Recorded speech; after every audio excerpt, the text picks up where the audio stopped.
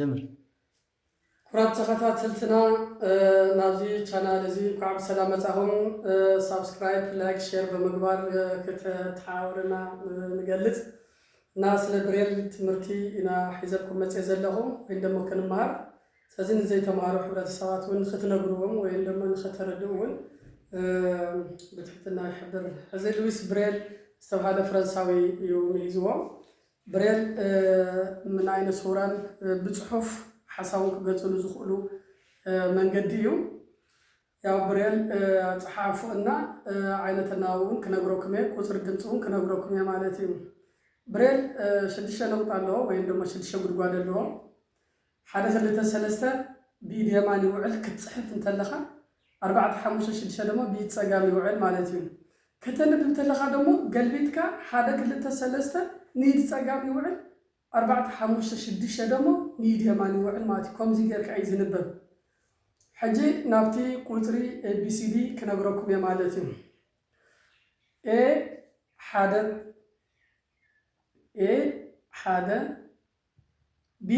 حدا كلتن B حدا كلتن C حدا 4 C حدا 4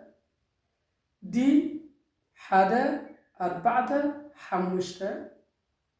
D حدا 4-5 E حدا 5 E حدا 5 F حدا 3-4 F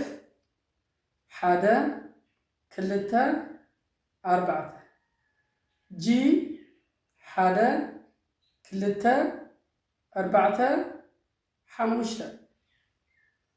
G حدا 3-4-5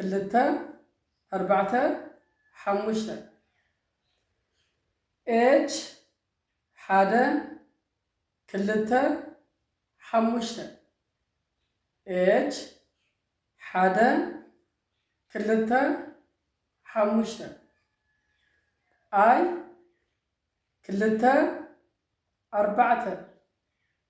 I 3-4 J 3-4-5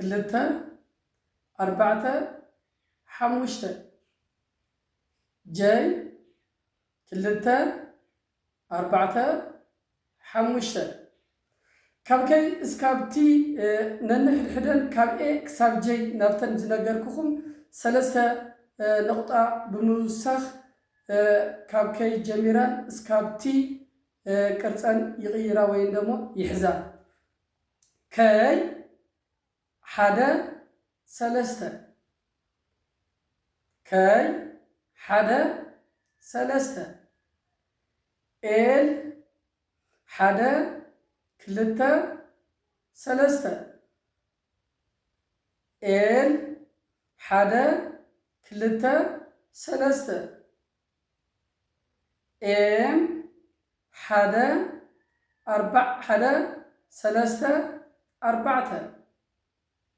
ام حدا 3-4 ان حدا 3-4-5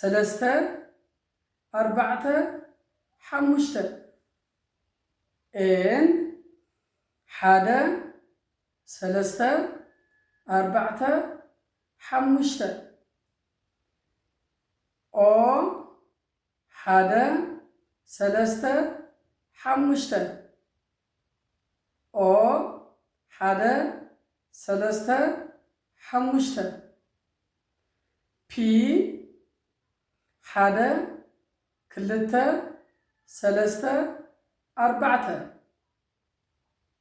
P حدا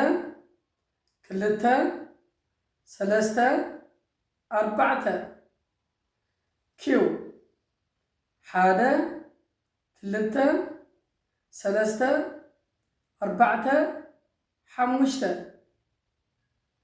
Q حدا 3-3-4-5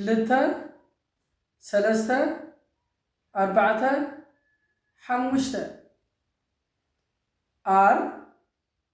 ሓደ ክልተ ሰለስተ ሓሙሽተ አር ሓደ ክልተ ሰለስተ ሓሙሽተ ኤስ ክልተ ሰለስተ አርባዕተ ኤስ ክልተ ሰለስተ አርባዕተ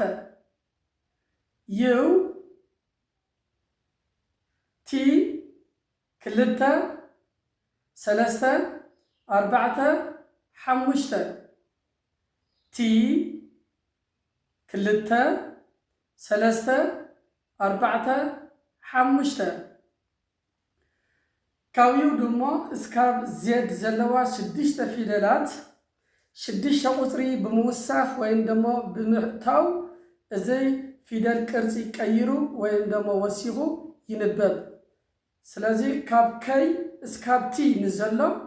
ካብ ዩ እስካብ ዜድ ሽድሽተ ብምውሳኽ ቅርፂ ይቕይረሎ። ዩ ንጅምር ኣለና። ዩ ናብ ከይና ንሓውስ። ዩ ሓደ ሰለስተ ሽድሽተ ዩ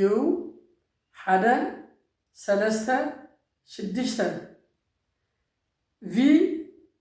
ሓደ ክልተ ሰለስተ ሽድሽተ ቪ ሓደ ክልተ ሰለስተ ሽድሽተ ኤክስ ሓደ ሰለስተ አርባዕተ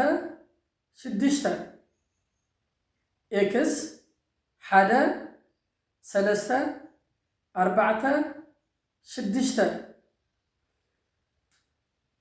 ዋይ ሓደ ሰለስተ አርባዕተ ሓሙሽተ ሽድሽተ ዋይ ሓደ ሰለስተ አርባዕተ ሓሙሽተ ሽድሽተ ዜድ ሓደ ሰለስተ አርባዕተ ሓሙሽተ ዜድ ሓደ ሰለስተ አርባዕተ ሓሙሽተ ዳውሊው ናይ እንግሊሽ ቋንቋ ስለ ዝኾነ ፈረንሳይ ስለ ዘይትቕበሎ ወይም ደሞ ኣብ ፈረንሳይ ዳውሊው ዝብል ቋንቋ ስለ ዘየለ እንግሊዝ እቲ ሕብረተሰብ ዝኣምነሉ ተባሂሉ ፍሉይ መፀውዒ ምስ ናይ ጀይ ስለ ዝራኸብዋ ጀይ ናይ መጨረሻ ናይ ኤቢሲዲ ስርወ ስለ ዝተባሃለት ብኣ ብምግጣም ሽድሽተ ናብ ጀይ ብምውሳኽ እያ ተሰሪሓ። ዳውሊው ቁፅራ ደሞ ክልተ አርባዕተ ሓሙሽተ ሽድሽተ ክልተ አርባዕተ ሓሙሽተ ሽድሽተ ኤቢሲዲ ካብ ኤስ ካብ ዜድ ከምዚ ይመስል ነይሩ። ንዝተኸታተልኩምኒ ብጣዕሚ የመስግን። ኣብ ዝቕፅል ሃሁ ወይም ደሞ ናይ ትግርኛ ቋንቋ እና ናይ ኣምሓርኛ ፊደላትን ክልቲኡ ሓዊሰ ሒዘ ከቐርበልኩም እየ። ነዚ ቻናል ወይም ደሞ ነዚ ኣቕርቦት ናይ ትምህርቲ ዘለኩም ኣስተያየት፣ ኮሜንት፣ ሼር፣ ላይክ፣ ሳብስክራይብ ብምግባር ክትተሓወርና ኣጋርኩም ምሳና ምዃኑ ክትምልክቱና ንገልጽ ንፈቱ። ደሕና ሁኑ። ቻው